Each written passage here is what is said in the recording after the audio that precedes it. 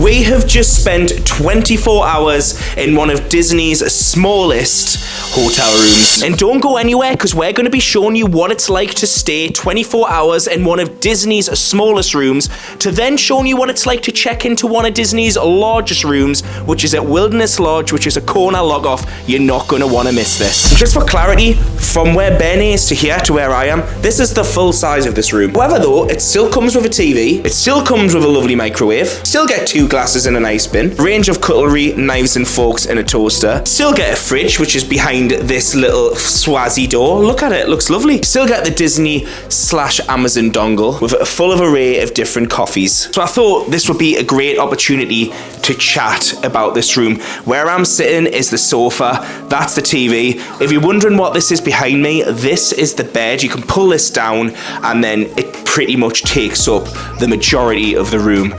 This room is great if you're just 2 people. Primarily, you want to be a couple. Me and my mate stayed here last night. We actually got 2 of these rooms because there's literally no chance we were staying in here together because there was only 1 bed.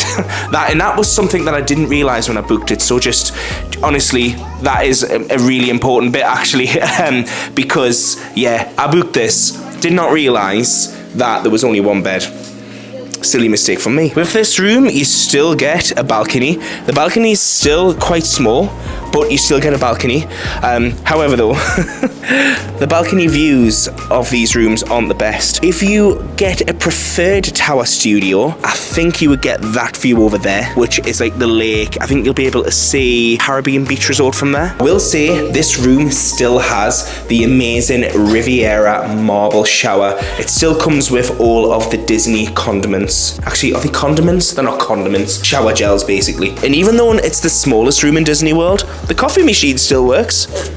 And the coffee still tastes great as well. And this room is definitely, if you want to stay at the Riviera, this is definitely for the use of points, or if you're buying DVC or just renting a room, this is going to be your most affordable option. And this dongle thing is amazing. Watch, you can even ask it questions. Hey, Mickey. Oh, is it Hey Disney? Oh, well, this is great. Hey Disney. You'll say hey. Hey Disney. Hey Disney, start the magic. It's not working? Oh, this is great. Oh, God. Oh, well, hang on. We may need to record this segment again. Oh, we didn't even click the on button. Oh, my God. Right, hang on. Here we go.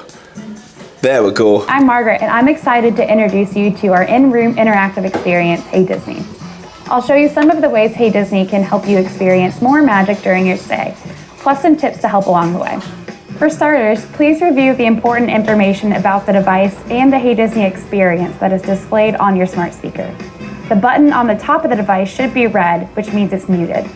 To use the smart speaker, press the button to unmute it. To find out what Hey Disney can do today, just say, Hey Disney, what can you do Disney. to see what's available. I actually really love this feature, and you don't get this in every single Disney room, so I do think this is really awesome. We've actually got my case all packed up and sorted and ready to go. It only takes up 60% of the room. I think it's time to head out. Goodbye, room 8323. Anyway guys, welcome back to a brand new video. Today we're going to literally show you most of Riviera. Riviera honestly is one of the most amazing resorts I have ever stayed at, and if you get the opportunity, even if you don't want to stay here and you just want to come and visit, I highly recommend it. It's linked straight to Skyline now. That takes you straight to Epcot, can take you to Hollywood Studios, great walking tracks. It's blooming lovely around here. As you come off the Skyliner, this is your first views of Riviera, and just this alone, it's like, oh my God, it's stunning. One of my favorite places to eat at the Riviera is here. And they have a vast variety of options. One of the things I would recommend is the Primo Pieta breakfast platter. It is honestly stunning. I must say though, that looks good as well. Breakfast is served. I've actually went for something a little bit different today. We've went for the turkey, bacon and egg sandwich in this. Oh, is it not that? What is it? Turkey, bacon, ham, cheese and egg. That's it. Welcome back to the series, guys. And look how good it looks. There's actually a few different places that you can eat in Riviera. You've got obviously the quick service, which is down here, but then you've got Topolino's Terrace, which is one of my favorite places to go.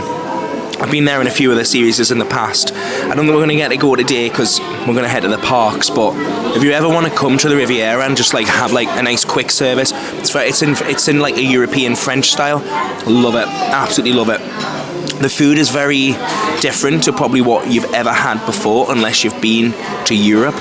But that's what I love. I love the fact that you can come to Disney and everything is different. It's not all just the same cheeseburger and chips, you know, things like that. It's all very different, which I absolutely love. And oh my gosh, it's a blooming lovely day today, isn't it? Look at the weather. It's gorgeous. And I very quickly realised this. Riviera is the most beautiful hotel. Do you know, I feel like, so I think I've told this story before, but I'll explain it again. And I will apologise about the light. It's the sun, it's natural. You can't get in a good position in Florida. But yeah, about maybe 2 years ago, I signed up to DVC. And one of the things that they offered was Riviera. And I actually declined and I said, nah, I didn't fancy Riviera because I just thought it looked like a posh Holiday Inn. And I feel like I've completely eaten my words because it's far from a posh Holiday Inn. It's by far, in my opinion, the best Disney hotel. And I feel like we've not seen enough of it. I'm going to take you around the lake in a sec, but I just feel like... Good morning. Yeah, good morning. I just feel like it's just absolutely stunning. And yeah, I just feel like I've not seen enough of it, guys. Now, Riviera does have a range of pools. You've got this pool, which is open 7-11. There's people in there, guys. I'm not going to go and take the camera in there, but there's a lovely pool there. I think I showed it on one of my other videos, to be fair, when we first came. And then you've got a pool over there, but again, there's kids in there. I'm not going to go and film. Then you've got this huge, gorgeous lake, which sits in between. You didn't know that Disney World has its own beaches. Yeah, there's literally a beach here. Can't go in the water, like, but there's a beach here and you can relax. There's some like bedding and stuff, which is just really cool. And then you get that lovely view of the Riviera in the distance. We've actually came a little bit away from the Riviera vlog that I'm recording. We've actually just came to the Skyliner station, which is actually closed at the moment down for maintenance. You can see some people there off fishing. This is what I love about Disney World. It's like its own little world. And you know, everyone always says like they don't really get like Disney World and like how it all works. And honestly, it has always been my dream to bring my family here. Always has. And when I say family, I mean like, well, not distant family, but like mum, brother and stuff. The reason why I've never brought them here is just because obviously it's so expensive, but it's like I always try and explain this to them, like Disney isn't just theme parks. There's more to this place than just the parks. Like I'm just so happy to just walk around, go to the hotels. I was literally just saying this to Ben. Like I would quite happily just walk around the resorts today, sit and chill in a pool. I'm really happy with stuff like that. Everyone's different, and that's the thing with Disney. You can come and do what you like. You do Disney how you want to do Disney. This is going back to what I was saying in this vlog series is, has Disney changed? What is Disney still fun to come to? Is Disney still worth coming to now? Is it still worth coming? The prices have gone up and everything. It's too early to answer that question just yet because I'm trying to give a fair and honest review, but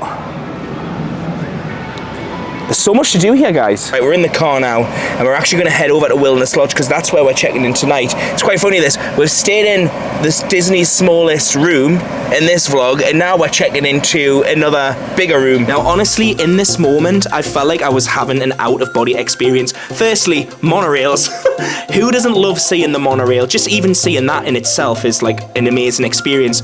But when I first joined DVC, one of my dream hotels was to stay at Wilderness Lodge. But actually driving into Wilderness Lodge and knowing I was going to be staying there for one night just really felt surreal to me. However, in my head, I kept thinking to myself, what happens if this hotel doesn't live up to the experience? What happens if I don't like this hotel? And I kept thinking that continuously. So let's find out. Do you know, honestly, I am so excited for this. My friends Aiden and Lisa, they own here, is DVC members, and they always say this is one of their favorite hotels. And the fact that we're going to get to check in now, I'm just so excited for, oh my God, look at it. Wow. Oh my God, it's absolutely beautiful. I don't even know how well you can see because I know it's dark, but wow. It's massive. Come on, guys, there's even a water feature in this hotel. Here's our room 4115. Oh, this is always the best bit. Oh, this is lovely. Oh my goodness, let's get the lights. Oh, wow. This is honestly stunning. Hang on, is this a no, it's not a 1 bedroom, but it feels like a 1 bedroom. So this is actually insane. You've got this big room with a sofa there.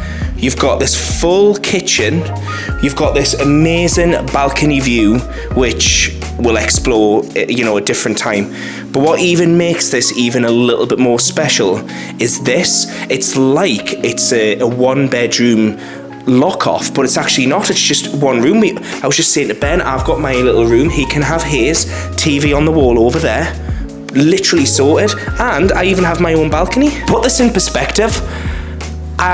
The room that I was in earlier was literally just the size of this. Hang on, let me walk over here. The room that we were in earlier in Riviera was literally just, in fact, actually, I think the room in Riviera, what we were just in, was literally probably from here to where the camera is. It was literally tiny. So it begs the question, was the room in Disney's Riviera Resort the smallest room in Disney? Yes. I'm not gonna have anyone disagree with me on this one. But this view, look at this. Wow. Ooh, God, the door just hit me. Look at that. Oh my gosh. This, honestly, Ed and Lisa, I now know why. I now know why you bought here. This is absolutely stunning. Anyway, guys, let's chat, because we've done a lot in this video. Listen, we have literally just checked out of one of the smallest rooms at Disney. Now, one of the things that I just want to clarify, because I don't know if I've said this in this video, and I don't want to be editing this at home and then realize that I've said this, but just for clarity, just because it's the smallest room in Disney doesn't necessarily mean it's the cheapest, because it is at a deluxe resort. If you're looking for hotels in Disney that are like the cheap hotel rooms, which are still amazing quality hotels, because it's Disney, you know, regardless if you're staying in a value to a deluxe, all the rooms are still really nice. But yeah, the cheapest rooms that you're going to find in Disney are going to be your all-star music, sports, and movies. You generally find sports is usually the cheapest, depending on certain times of the year, and then movies seems to be your most expensive. All-star resorts, they all offer the same thing. I just feel like movies is just more popular, because I feel like more people want to stay in the movies resorts for some reason. I'm not sure why, but yeah, they're all the same, guys. It's just, you know, they're just next to each other. But yeah, I just want to clarify, the resort we've just checked out isn't the cheapest resort by no means, but it is one of the best value rooms when it comes to renting DVC points, or if you're booking it like through a third party or whatever. There's other resorts you can stay at, like Animal Kingdom Lodge have like value rooms and stuff that can be cheaper as well. But I think I paid like 10 points or 12 points a night for the room that we've just stayed in, and it was at the Riviera, which is one of the brand new hotels, and obviously you saw it, it's a lovely hotel. But it's really nice because you guys have seen, we've just literally checked out of the smallest room in Disney World, and then we've literally just checked into a deluxe room in Wilderness Lodge, which is a corner lock off, and it's literally like 10 times the size. So we literally have just went from the smallest to one of the, well, not one of the biggest, but a very large room. Now, I can fully imagine there's so much information to take in, and I am fully aware that with these videos, they are only short videos, and sometimes all the information isn't in there. So what I've actually done, guys, is I'm going to link it below. I have launched a further Instagram account called Danny Loves to Travel, and that is going to have all your hints and tips. Going to go into a lot more information about DVC there, and then also go into a lot more information about how I book my own travel. During the time of going through the adoption period, I went through some extensive training to learn how to be a travel agent. I've actually got my certificate now, and I'm actually I can actually book travel for other people. And personally, I've decided not to book travel for other people, just because it's a lot of responsibility. Don't get me wrong, I would love to book travel for you guys, because all I want to do is be able to help you guys be able to have the most amazing experience when you come out here. But also, it's a lot of responsibility when I'm booking other people's travel, just in case I do something wrong. You watch my vlogs, guys, it's, you know, sometimes I nearly miss flights. Also as well, a lot of people ask about DVC.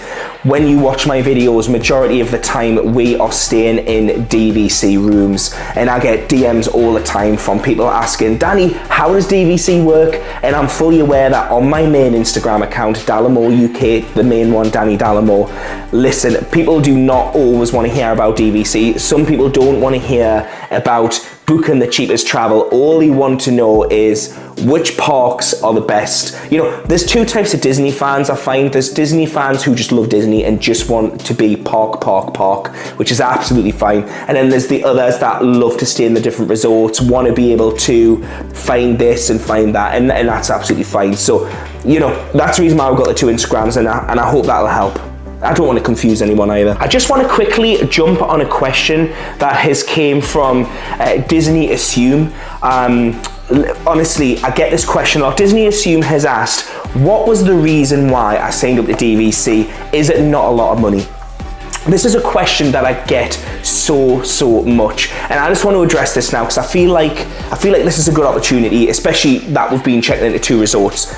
The reason why I joined DVC was because I knew we were going through the adoption process. I knew our little boy was going to be moving in, and I was very conscious that things were going to become a lot more expensive, and I'm completely Disney mad, as you can tell, and I wanted to safeguard our holidays. At the time, we were locked away during COVID, and I was very fortunate enough to be able to save a little bit of money because we weren't outspending, and I honestly thought to myself, this is because this would never be affordable if it hadn't been for the fact that we just weren't outspending.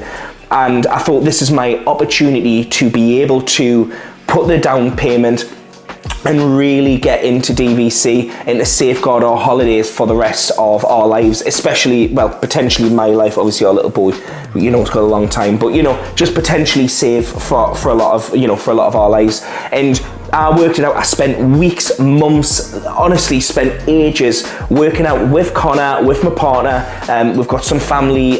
We've got some family on Connor's side who work in financial services, and we literally went through the numbers, and it was literally a no-brainer. But again, DVC isn't for everyone, and you really have to look at the numbers and work out, because if you're someone that is happy to stay in an All-Stars, or if you're someone that's happy to stay in off-site, it's probably not going to be for you. This is more for people who want to be closer to the parks, want to stay in, like, you know, your Grand Floridians, or you want to stay in, you know, just resorts that are a little bit closer at the parks. But also as well, for me, I was counting inflation as well, and I was thinking, what is inflation going to look like over the next couple of years? And we have seen, because of how inflation has went, prices have rocketed. I think all-star music and movies and that are like double the price to what sometimes they used to be.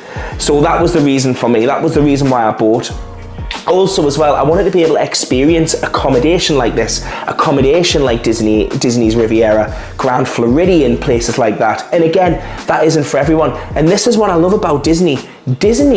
You can make a Disney trip of however you want it. You can make it as cheap as you possibly want, or you can make it as expensive as you want. As always, guys, thank you so much for all the support you give me. I'm gonna go now. We're literally gonna head to Epcot. We've not been to Epcot yet this trip. I'm mega excited to go. So listen, I'm away, guys. I'll see you in the next video. See you soon. Bye, guys. Bye.